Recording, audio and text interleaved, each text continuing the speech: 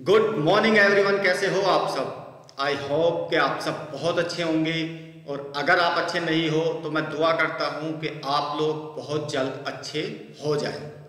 तो चलिए, आज हम जो शुरू करने वाले हैं वो शुरू करने वाले हैं अपना चैप्टर 20 का पार्ट 1 आपको डिलीवर करने वाले हैं।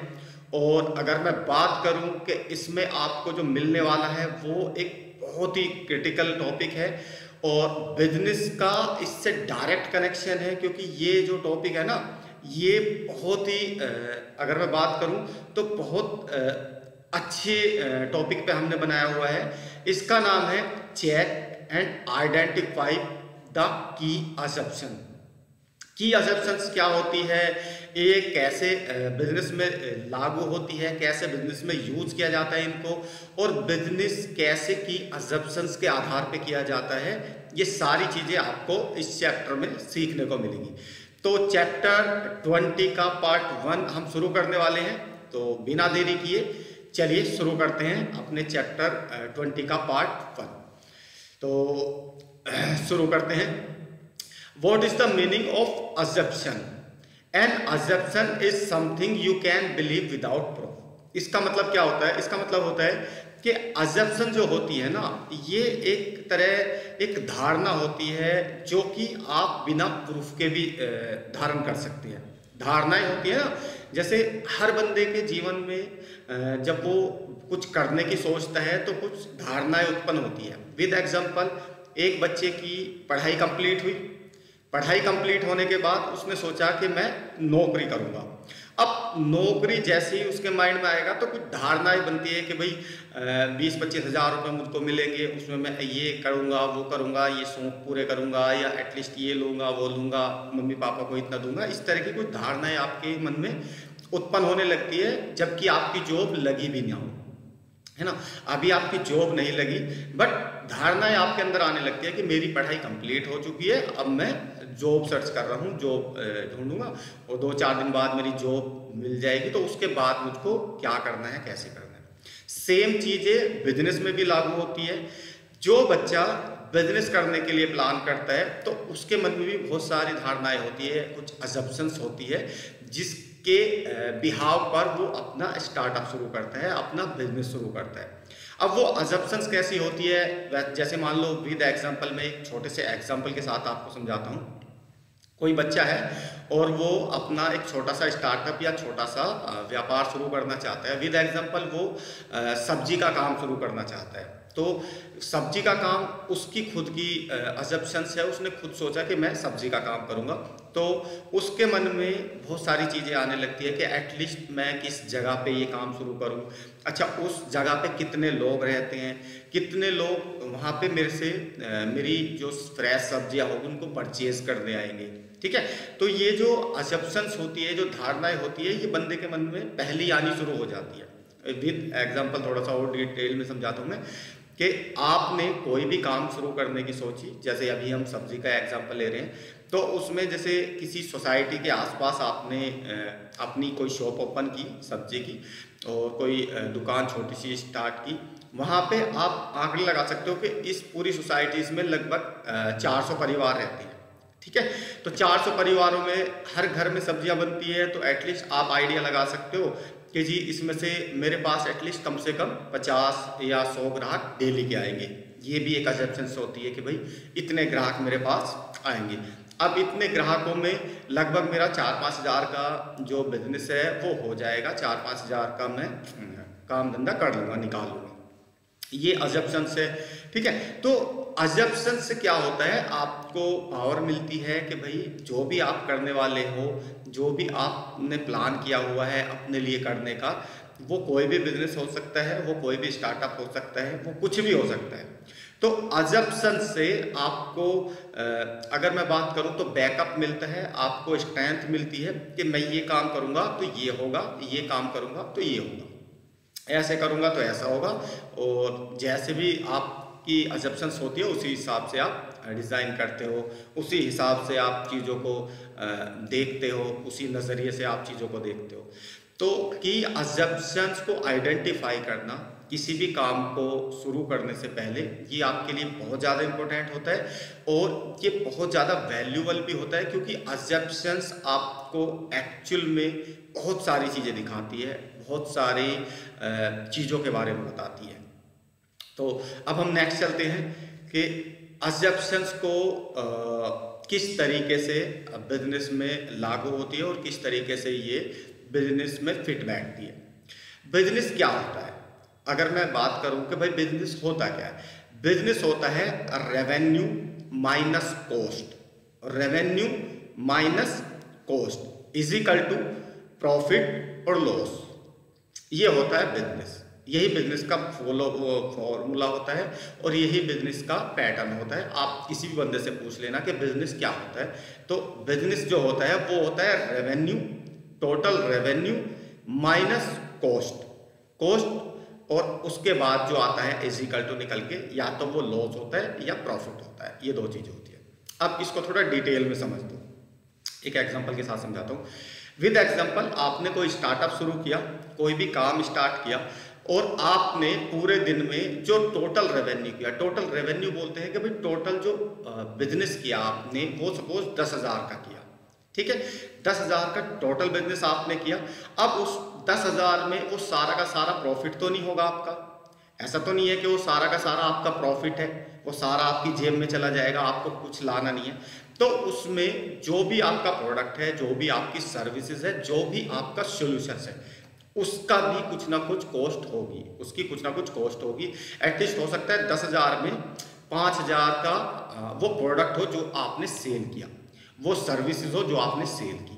तो यहाँ पे जो आपका जो प्रॉफिट होगा वो होगा 5,000, क्योंकि 5,000 तो ऑलरेडी उस माल में फिर डालने हैं ना आपको। आपने टोटल रेवेन्यू किसी भी चीज को सेल करके किया और टोटल रेवेन्यू सपोज 10,000 का हुआ, तो 5,000 की कॉस्ट सपोज आपकी लगी थी उस माल को परचेज करने में, ठीक है। 5,000 की कॉस्ट आपकी लगी थी, तो आपको जो प्रॉफिट हुआ वो 5,000 का हुआ। अब इसको दो तरीके से समझो। अगर आपका रेवेन्यू कॉस्ट से ज्यादा है, आपका रेवेन्यू टोटल रेवेन्यू आपकी कॉस्ट से ज्यादा है, तो आपको क्या होगा? प्रॉफिट। क्या होगा? प्रॉफिट। अगर आपका रेवेन्यू आपकी कॉस्ट से कम है तो आपको क्या होगा? लॉस। ये बिजनेस होता है और बिजनेस में लॉस और प्रॉफिट चलते रहते हैं। कभी आपको फायदा हो जाता है, कभी आपको नुकसान हो जाता है। लेकिन जब आप बिजनेस करने लगते हो तो आप बहुत सारी चीज़ों को समझ जाते हो। आप लॉस होने वाली चीज़ों को अवॉइड कर देते हो, उनको छांट देते हो, उनको साइड कर देते हो। क्यों? क्योंकि अब आपको नॉलेज हो चुकी है। लेकिन जिस बच्चे ने कभी बिजनेस किया ही नहीं, जिस बच्चे ने अभी तक कदम ही नहीं रखा इस जर्नी के अंदर, उसको इतनी जल्दी समझ में नहीं आएगा। क्योंकि बेसिकली जब वो किसी नए मार्केट को चूज करता है, किसी नए मार्केट में जाके कदम रखता है और वहाँ पे अपना काम शुरू करता है, तो उसको स्टार्टिंग में ये चीज़ें आसानी से समझ में नहीं आएगी, ठीक है। उसको बाद में समझ में आती है जब पैसा लग जाता है और प्रैक्टिकली रिजल्ट आने शुरू होते हैं। जैसे मैं एक एग्जांपल देता हूँ आपको, मेरे यहीं पे ही जहाँ पे मेरा ऑफिस है, वहाँ पे एक बंदे का जो था कपड़ों का शोरूम था, उसका कपड़ों की दुकान थी, बच्चों के और लेडीज़ों के, जेंट्सों के, वो कपड़े सेल किया करता था। लेकिन यहाँ पे क्या था, कस्टमर्स उतने नहीं आते थे। तो उसको लॉसेस होने लगा। 6-7 महीने वो काफ़ी लॉस में चला गया और उसको काफ़ी ज़्यादा प्रॉफिट हुआ नहीं। तो उसने अपने इस काम को बंद करने की प्लानिंग की कि मैं इस काम को बंद कर देता हूँ और मैं कोई दूसरा काम जोड़ लेता हूँ। दूसरा काम क्या था? उसने सोचा कि भाई मैं फास्ट फूड का बिजनेस करता हूँ। और फास्ट फूड का जो बिजनेस था उसमें उसने जैसे फिंगर चिप्स होते हैं, है ना, चिल्ली पटेटो होते हैं, चाउमीन्स वगैरह होती है, बर्गर्स होते हैं, इस तरह की चीज़ों की प्लान किया कि ये मेरे प्रोडक्ट्स होंगे, ये मैं बनाऊंगा और सेल करूंगा। अब उसने अजम्पशंस ली कि भाई मुझको अगर मैं एटलीस्ट यहाँ पे 10,000-15,000 का काम कर पाया दिन के अंदर तो मेरा 2-3 हज़ार रुपये सेव हो सकता है। उस बंदे ने काम शुरू किया। काम शुरू करने के बाद जब उसने पैसा लगाया उसमें 50,000 रुपये, तो एटलीस्ट शुरू के 2 मंथ उसको वो खर्चा, उसकी कॉस्टिंग बहुत ज़्यादा हो जाती थी, क्योंकि सारा सामान लाना होता है और कस्टमर्स उसके पास उतने आते नहीं थे। तो वो लॉसेस में चला गया, क्योंकि रेवेन्यू जो था वो कॉस्ट से बहुत कम था। उसकी कॉस्टिंग सपोज 100 रुपये लग रहा था, उसका खर्चा 100 रुपये हो रहा था और उसकी जेब में 25 रुपये आ रहे थे। उसको टोटल 25 रुपये रहे थे और खर्चा 100 रुपये का हो रहा था। तो इसलिए वो बंदा क्या हुआ, वो लॉस में चला गया, उसने उस काम को भी बंद कर दिया। आज वो यहाँ पे नहीं, कहीं और अपनी लाइफ को सरवाइव कर रहा होगा, कहीं और अपनी लाइफ जी रहा होगा। तो हो सकता है वो कोई जॉब कर रहा हो, या हो सकता है वो कोई और स्टार्टअप कर रहा हो, वो जो भी कर रहे हैं, बट वो अभी यहाँ पे नहीं है फिलहाल। सो बिजनेस का जो मेन पॉइंट्स है, इसको समझ लिया, आप बिजनेस हमेशा अच्छा करोगे, बहुत जेन्युइन तरीके से करोगे। बिजनेस का मतलब क्या होता है, revenue minus cost is equal to profit और लॉस। ठीक है, तो ये मैंने क्रिटिकल पॉइंट्स बताया। जब भी कोई बच्चा बिजनेस करने की प्लानिंग करता है या बिजनेस करने की सोचता है, तो इस चीज़ को उसको ध्यान में रखना चाहिए, इस चीज़ को उसको बहुत ध्यान से। मैंने चैप्टर 1 से लेके और चैप्टर 20 तक डिलीवर कर चुका हूँ आपको। क्यों डिलीवर किया मैंने आपको? मैंने इसलिए डिलीवर किया ताकि आपको बिजनेस की जो प्राइमरी एजुकेशन है, जो प्राइमरी नीड्स होती है, जिसकी नॉलेज आपको होनी चाहिए, इस प्राइमरी एजुकेशन के बिना, इस प्राइमरी नॉलेज के बिना आपको बहुत सारी दिक्कतों का सामना करना पड़ सकता है। तो एटलीस्ट आप चैप्टर 1 से लेके और चैप्टर फाइनल 24 तक जाएगा ये, तो 24 तक के चैप्टर आप 1 to 1 देखो। थोड़ा सा टाइम लगेगा आपका, यहाँ पे कोई पैसा नहीं लग रहा कि भाई पैसा लग रहा है आपका थोड़ा टाइम लगेगा, बट आपको जो नॉलेज मिलेगी वो बहुत अच्छी मिलेगी और आप बहुत अच्छे से समझ पाओगे कि बिजनेस को शुरू कैसे करते हैं और उसमें उसको स्केल कैसे करते हैं, उसमें किन किन चीज़ों का हमको ध्यान रखना होता है। ये बहुत क्रिटिकल चैप्टर्स में डिलीवर कर रहा हूँ आपके लिए। तो की अजम्पशंस के बारे में हम बात कर रहे थे, यहाँ पे हमने बिजनेस के बारे में समझा कि बिजनेस एक्चुअल में होता क्या है।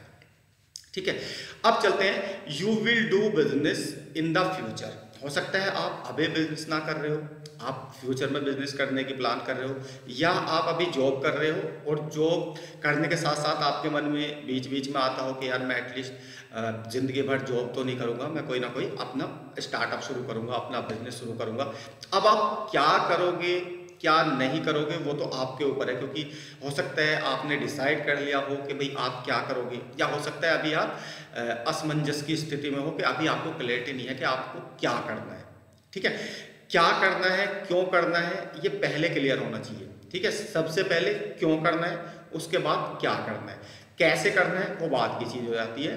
आपको वाई और व्हाट, ये दो चीज़ें बहुत ज़्यादा क्लियर होनी चाहिए किसी भी काम को स्टार्ट करने से पहले, क्योंकि करने के बाद जब पैसा लग जाता है ना, फिर तुम उसमें कुछ नहीं कर सकते। फिर या तो लॉस होगा या प्रॉफिट होगा, दो ही ऑप्शन होते हैं आपके पास। आप छोड़ोगे तो लॉस में जाओगे, ऑलरेडी आप लगा चुके हो, और अगर आप डटे रहे, आप करें, तो हो सकता है आप प्रॉफिट में भी चले जाओ। ये आपके ऊपर होगा कि आपने चूज क्या किया था।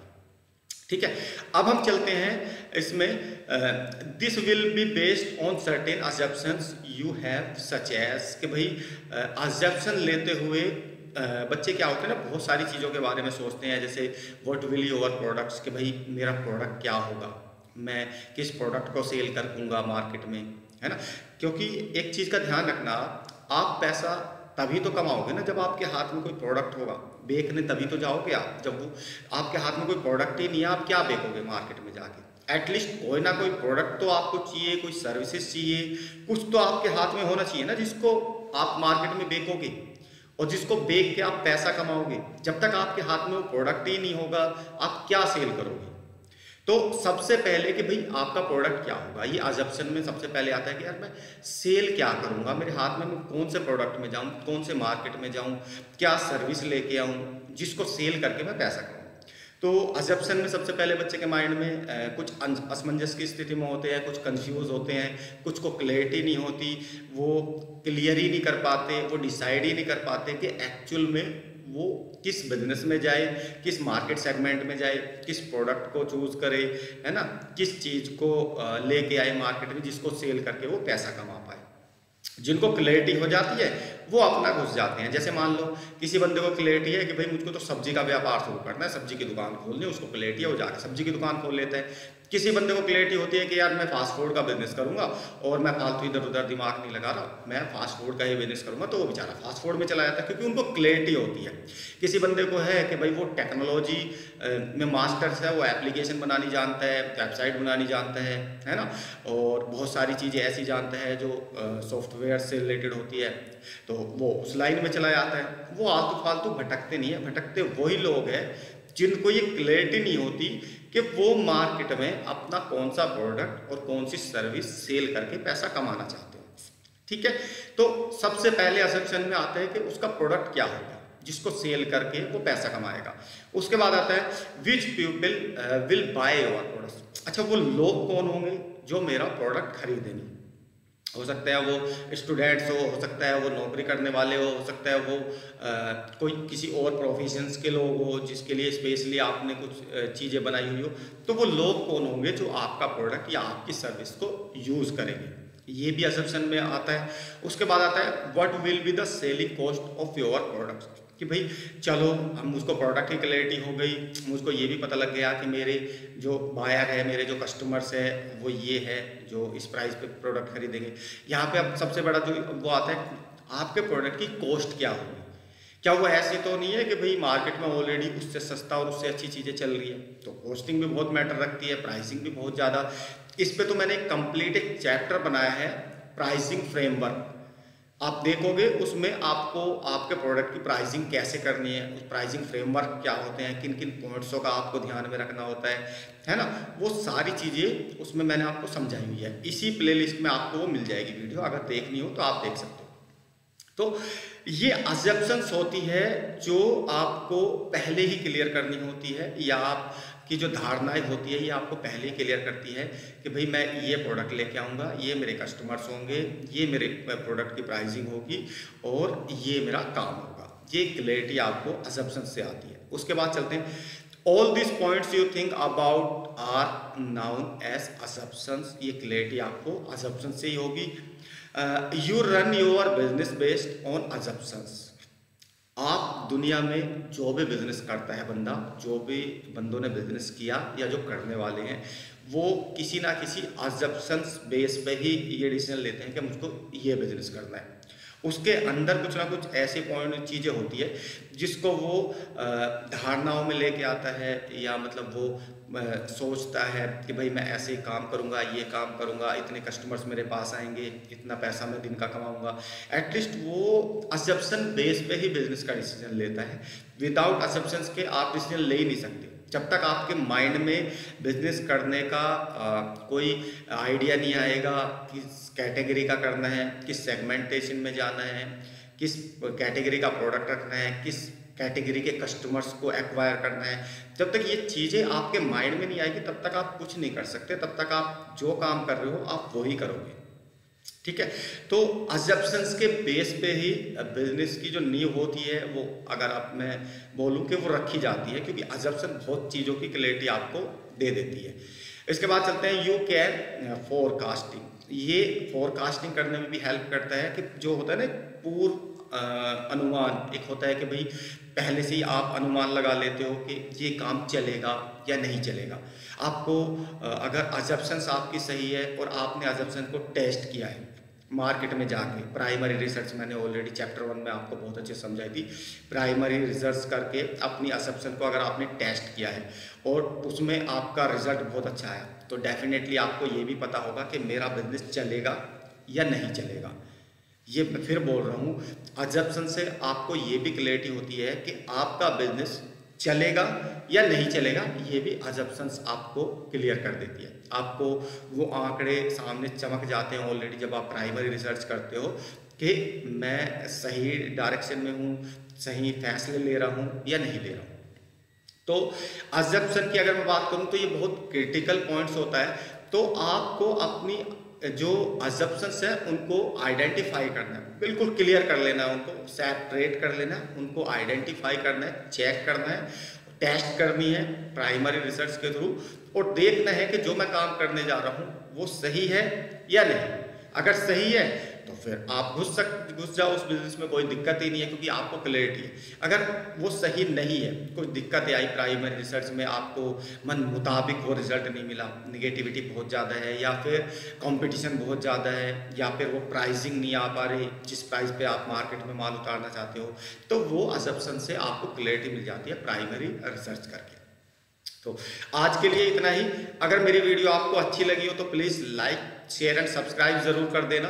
और नेक्स्ट वीडियो में जो आप देखोगे पार्ट 1 में, वो देखोगे आप वो तीन क्रिटिकल पॉइंट्स जिसके बेसिस पे आप असम्पशन को चेक कर सकते हो, आइडेंटिफाई कर सकते हो, उन क्रिटिकल पॉइंट्स के बारे में बात करूंगा।